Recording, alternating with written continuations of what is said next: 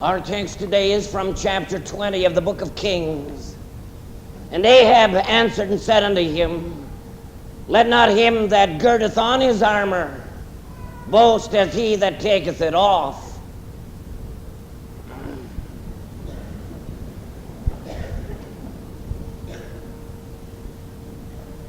Sometimes as we pick up this Bible of ours, we wonder whether we are reading something that happened a long time ago or something out of the morning newspapers, so timely and up to date. Here in our text, as in real life, war has broken out once again in the Middle East. The Syrians under King Ben-Hadad have invaded Israel and surrounded the capital city of Samaria. King Ahab was caught completely unprepared. His border patrols were easily overrun. City after city fell to the pillaging Syrians, and his fighting men scarcely had time to retreat and take refuge behind the strong walls of Samaria. But this posed a problem to the Syrian invaders.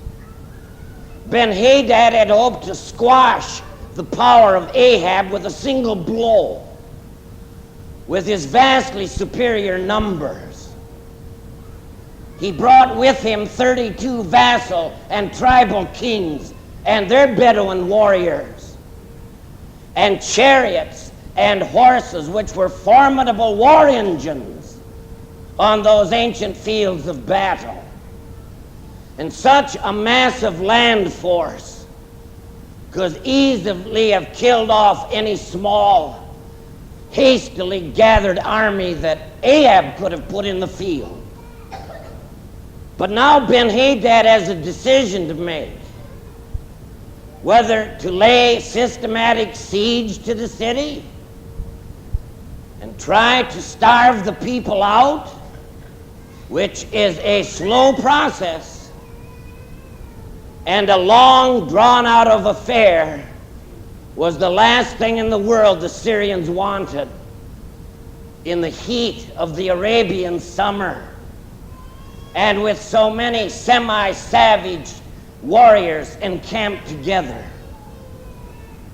So Ben-Hadad sent envoys into the city with a message that was grossly harsh and humiliating. Your silver and your gold are mine, and the best of your wives and children are mine. The Syrians had no right to be there, knocking at their neighbor's door, demanding to take their neighbor's property. And of course, by taking his property away, you're also taking away his home and his family. There may be times when men must rise up in arms for some great principle, but not for naked greed, to take the money or the oil that belongs to somebody else. Surprisingly, Ahab answers, As you have said, I and all that I have are yours. It's hard to pin a label on King Ahab, good or bad. He was too weak to resist the evil influence of Jezebel, his wife, the evil genius behind his life, and he was not quite strong enough to commit himself wholly to the Lord. But there were occasions such as this, when you see in the man a flash of courage and gallantry. Evidently, Ahab had not forgotten the events on Mount Carmel and the chanting of his people that evening, "The Lord, He is God, the Lord, He is God," were still echoing in his soul. But if the Syrians wanted his life, let them have it. He would lay it down for the sake of his people. But when Ben-Hadad saw how easily his terms were granted, he sent the envoys back the next day with an even more humiliating message. Ben-Hadad demanded the right to search not only the palace, but to enter into all the homes of Israel and take anything and everything that pleased them. It really wasn't Ahab, the leader, that the Syrians were after. They wanted the wholesale plunder of that country and its wealth. Since others were involved now, Ahab called the elders of the people together and laid the cards on the table. They counseled him absolute rejection of the Syrian terms. And when Ben-Hadad got word of that, he sent back some ridiculous threatening about how when he got done, there wouldn't be enough left of Samaria for his soldiers to carry away in the palms of their hands. And while Ben-Hadad and his chieftains were drinking themselves drunk in the cool shade of their tents, he got a memorable message from Ahab. One who puts on his armor should not boast like one who takes it off.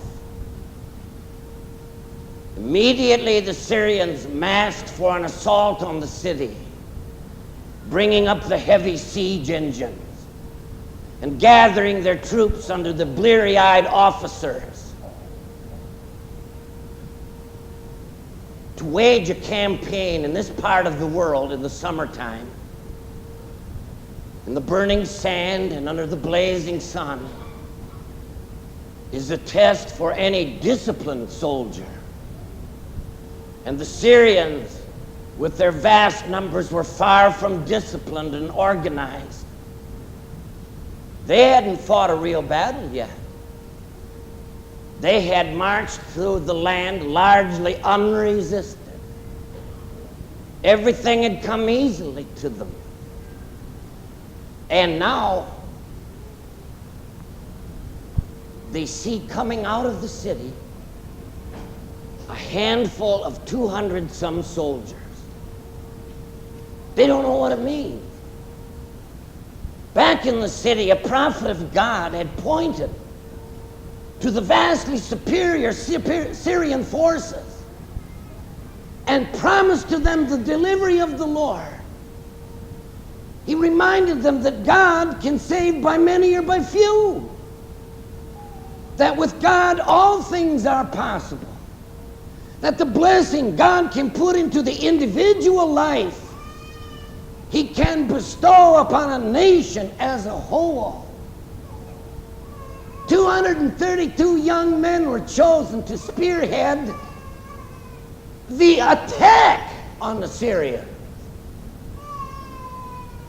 When the Syrians saw them coming out, they didn't know what to make of it, so they sent some troops down to capture them and bring them in for questioning. Trouble was, the Syrian troops were killed off to a man. And that little commando force kept coming, and pretty soon Ahab's army is storming out of the gates of the city. Panic came over the undisciplined troops of Syria. The confusion of the moment, their unwieldy numbers were impossible to rally and regroup.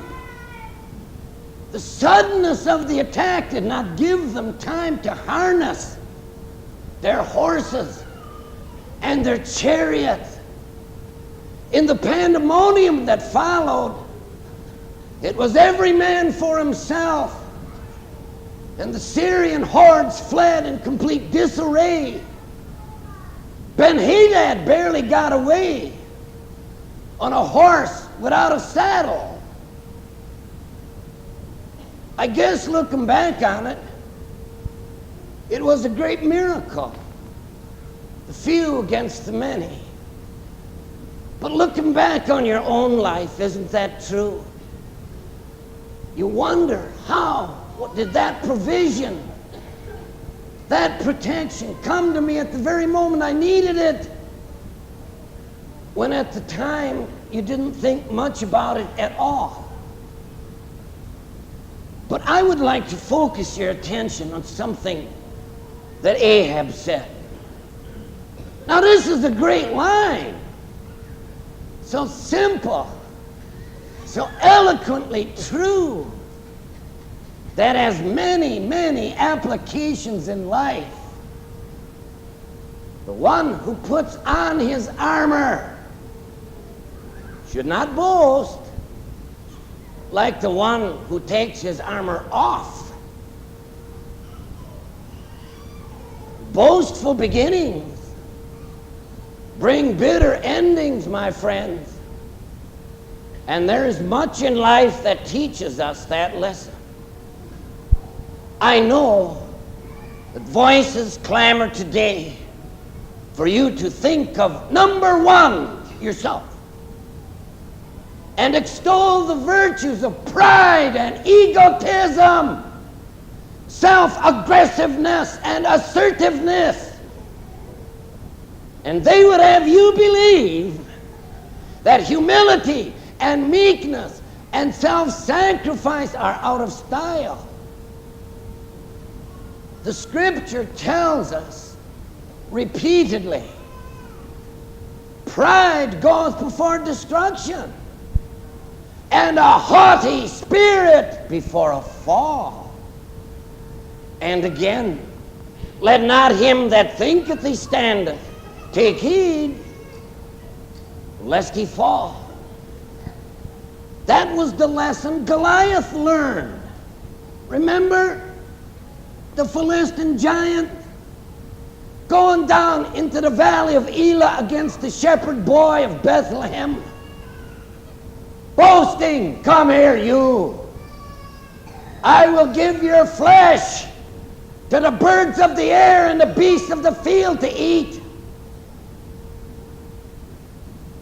And the birds and the beasts did feast that day, but not on the flesh of the shepherd boy. So Simon Peter said on the way out to Gethsemane that night, though I shall die with thee, Jesus, I will never deny thee. Bravely spoken before the battle. A few short hours later, the big fisherman shamefully disowns his Lord 3 different times. You can find that lesson many times in the history books of your own country. One who puts on the armor should not boast like the one who takes it off. Boasting is never in place before the battle. For in Bible language, the battle does not always go to the strong, nor the race to the swift. That was the lesson the British Empire learned. Remember when they belittled the ragtag and bobtail troops of George Washington? Ill-fed and ill-clothed. And then we had to learn it again with our superior forces and sophisticated weaponry against the Viet Cong soldiers who were so very ill-equipped. And one fears you hear the same old boastful spirit one more time as our troops are now deployed in the sands of Arabia again.